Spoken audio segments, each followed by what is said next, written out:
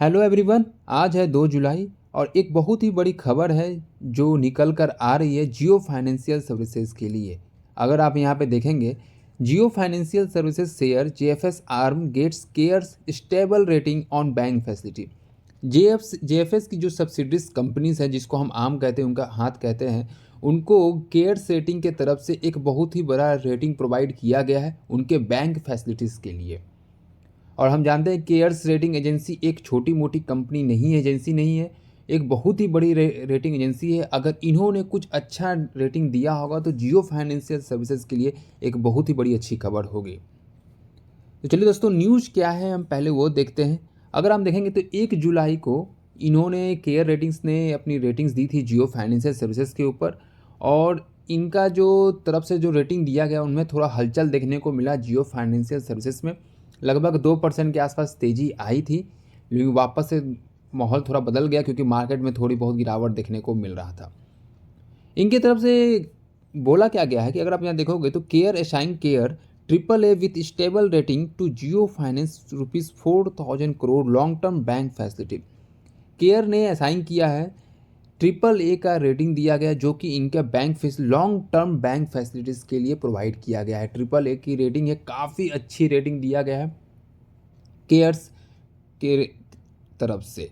अगर हम देखेंगे यहाँ दूसरी तरफ से तो CARE A1+ rating to its short term bank facility, short term के लिए बैंक फैसिलिटीज़ के लिए इनको A1+ की रेटिंग दी गई है, जो कि अपने आप में बहुत बड़ी अच्छी है। लॉन्ग टर्म और शॉर्ट टर्म के तरफ से हमें देखने को मिल रहा है। जो इनकी एक सब्सिडरी कंपनी एक बैंक फैसिलिटीज़ की तरफ से जो प्रोवाइड होती है, उनकी तरफ से इनको रेटिंग दिया गया है।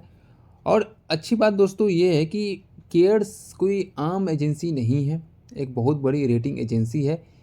इन्होंने अगर अच्छी दी है तो इनके सारे चीज़ देख के दिए होंगे कि जियो फाइनेंशियल सर्विसेज कितनी अच्छी शेयर है या नहीं है, क्योंकि इन्होंने अपने तरफ से पूरे रिपोर्ट जारी करते हैं और जिसमें ये बताते हैं कि कौन सा स्पेशलाइज एक शेयर्स चूज़ करते हैं, 1 से 2 शेयर चूज़ करते हैं और बताते हैं कि आने वाले समय में इस शेयर का वैल्यूएशन क्या देखने को मिलेगा। और इन्होंने फाइनली रेटिंग दे दी होगी। बहुत से लोग ये सोच रहे होंगे कि अगर रेटिंग इन्होंने इतनी अच्छी दी है और कुछ समय पहले ही हमें एक और अच्छी न्यूज़ सुनने को मिला, तब पर भी जियो फाइनेंशियल सर्विसेज में हमें तेज़ी देखने को नहीं मिल रहा है।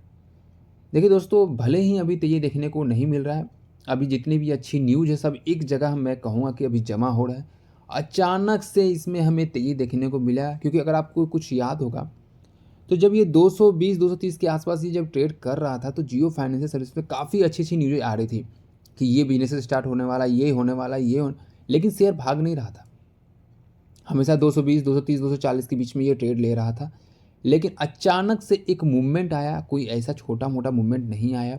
अगर आपने याद होगा तो 230, 240 जैसे ही इन्होंने क्रॉस किया था, 365, 360-70 के पास जाके रुका था। 1 मंथ के अंदर इन्होंने रिटर्न दिया था, लगभग 50% का रिटर्न दिया था अपने सारे इन्वेस्टरों को। तो दोस्तों ऐसे ही इस बार भी हमें देखने को मिला, काफ़ी 2 से 3 मंथ के अगर हम देखेंगे तो काफ़ी बड़ी बड़ी न्यूज़ें निकल कर आई है, अच्छी खबर आई है जियो फाइनेंशियल सर्विसेज के लिए। लेकिन शेयर में जो वैल्यूएशन अभी तक भाग नहीं रहा है, वो वहीं पे ही हमें स्टेबल देखने को मिल रहा है। तो मुझे लगता है बहुत ही जल्द इनके तरफ से एक अच्छी खासी तेज़ी देखने को मिल सकती है। अब हम बात करने वाले हैं आईसीआर के तरफ से एक कहा गया है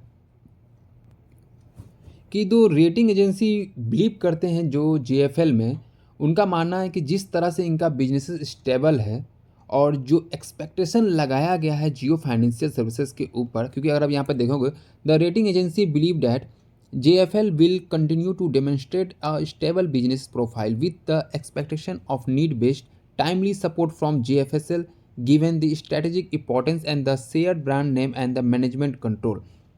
कि इनके तरफ से जो इस बिजनेसेस जो स्टेबल है और जो एक्सपेक्टेशन लगाया गया है इनके बिजनेसेस से, और जो इनको सपोर्ट मिला है बड़ी बड़ी कंपनियों की तरफ से, और जिस तरह का इनका ब्रांड है, ये कंपनी आने वाले समय में काफ़ी अच्छा करने वाली है।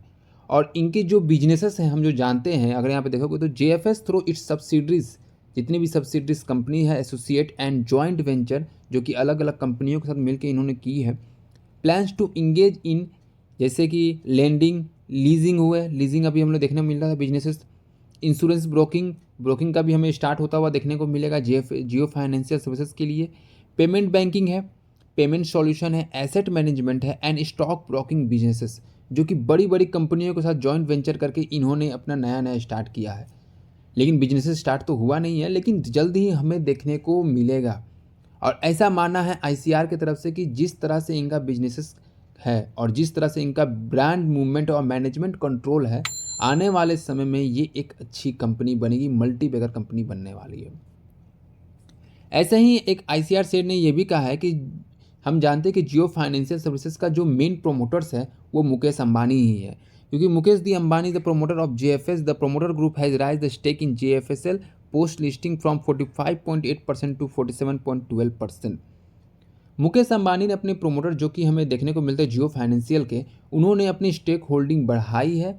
और जब ये शेयर लिस्ट हुआ था तो उस समय इनका जो होल्डिंग था 45.8% था, जो कि अभी बढ़कर 47.12% हो चुका है। और ये यहाँ दिखा रहा है कि showing long term commitment of promoters toward JFS group, promoters group is not expected to materially dilute its stake in JFSL in near term. हमें ऐसा इनके तरफ से कोई भी सेल प्रॉफिट बुकिंग या हम कहेंगे सेलिंग करने का कोई भी इनका इरादा नहीं है।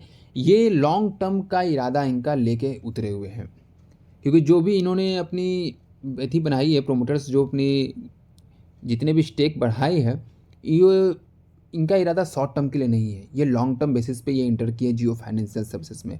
और ऐसा मानना है आईसीआर सेट का कि अगर प्रोमोटर्स के तरफ से विश्वास है तो आने वाले समय में ये शेयर कहीं भी हमें देखने को मिल सकता है। हो सकता है ये 500 के पार भी हमें देखने को मिले। अब बात करेंगे दोस्तों एक कि जियो फाइनेंशियल सर्विसेज में जो भी बड़ी न्यूज़ें आई थी 1 जुलाई को दिन जो हमें देखने को मिल रहा है, उस सारी बातों के ऊपर तो बात कर लिए कि जियो फाइनेंशियल सर्विसेज हमें अच्छा मुझे रेटिंग देखने को मिला है। बड़ी बड़ी जो ब्रोकरेज फर्म है उनके तरफ से ये प्रोवाइड किया गया, प्रमोटर्स भी हमें लगातार होल्डिंग बढ़ा रहे हैं मुकेश अंबानी। अब जियो फाइनेंशियल सर्विस में क्या होगा, क्योंकि स्टेबल एक जगह हमें देखने को मिल रहा है, तेज़ी आ नहीं रही है, शेयर में आ भी रहा है तो वापस से क्लोजिंग के समय हमें नॉर्मल होता हुआ देखने को मिला। तो जियो फाइनेंशियल सर्विसेज में आगे क्या हो सकता है? देखिए दोस्तों, मेरा इसमें जो जियो फाइनेंशियल में है वो क्लियर है कि आने वाले समय में जियो फाइनेंशियल एक अच्छा वैल्यूएशन दिखाएगा। भले ही अभी ये एक बीच दरबार में फंसा हुआ है, इसके पीछे कोई रीज़न नहीं है, बस रीज़न सब ये का यही मानना है कि बिजनेस स्टार्ट होगा तब ये भागेगा। मेरा भी यही मानना है कि जियो फाइनेंशियल सर्विसेज अगर बिजनेस स्टार्ट होगा तो एक अच्छे जगह से स्पीड अप करेगा ये। लेकिन फ़िलहाल जो इतनी अच्छी अच्छी न्यूज़ें आ रही है, ये मुझे लगता है कि एक जगह जाकर स्टोर हो रहा है, और जैसे ही इसमें तेज़ी आएगी अचानक से ये शेयर का भाव जो हमें अभी 350 360 देखने को मिल रहा है, वो 450 460 का लेवल का देखने को मिल सकता है। क्योंकि ये जो न्यूज़ है इतनी बड़ी बड़ी है, काफ़ी बड़ी न्यूज़ है, और उस समय जो म्यूचुअल फंड इसमें लगातार हमें इन्वेस्ट करते हुए देखने को मिलेंगे। तो मैं पूरी तरह से इसमें बुलिश हूँ जियो फाइनेंशियल सर्विस में, लेकिन ये शॉर्ट टर्म के लिए नहीं है शेयर। जो लोग भी शॉर्ट टर्म के लिए इंटर करूँगा, मैं कहूँगा कि फ़िलहाल आप इसमें लॉन्ग टर्म के बेसिस पे ही इंटर करें। तो जियो फाइनेंशियल सर्विसेज फ़िलहाल अभी लॉन्ग टर्म शेयर बन चुका है, और जब तक इनकी बिजनेस स्टार्ट नहीं होगी, जितने भी इनकी लीजिंग कंपनी, जितने भी लेंडिंग कंपनी है, जो पेमेंट बैंकिंग को देखने वाले हैं, जितने भी इनकी कंपनीज़ है, मैनेजमेंट हुआ, asset management, payment solution, payment banking, ये इंश्योरेंस ब्रोकिंग जैसे कंपनी जब स्टार्ट होगा ना दोस्तों, तो ये सारे में लीड करेगा, क्योंकि इनके ब्रांड जो है काफ़ी बड़ी है। तो आप समझ चुके होंगे दोस्तों कि जियो फाइनेंशियल सर्विसेज शेयर कितना इंपॉर्टेंट होने वाला है आने वाले समय में, बीते 1 से 2 साल के अंदर। तो आज के लिए दोस्तों हम इतना ही रखते हैं, और आपका क्या राय है जियो फाइनेंशियल सर्विसेज में, हमें कमेंट करके ज़रूर बताएं। जियो फाइनेंशियल सर्विसेज के ऊपर जो मैंने वीडियो बनाया, अगर आपको अच्छा लग रहा हो तो इसे लाइक और शेयर करना ना भूलिएगा। अगर आप हमारे चैनल पर नए हैं तो इस नए चैनल को सब्सक्राइब करके बेल आइकन जरूर दबाइएगा। थैंक यू दोस्तों।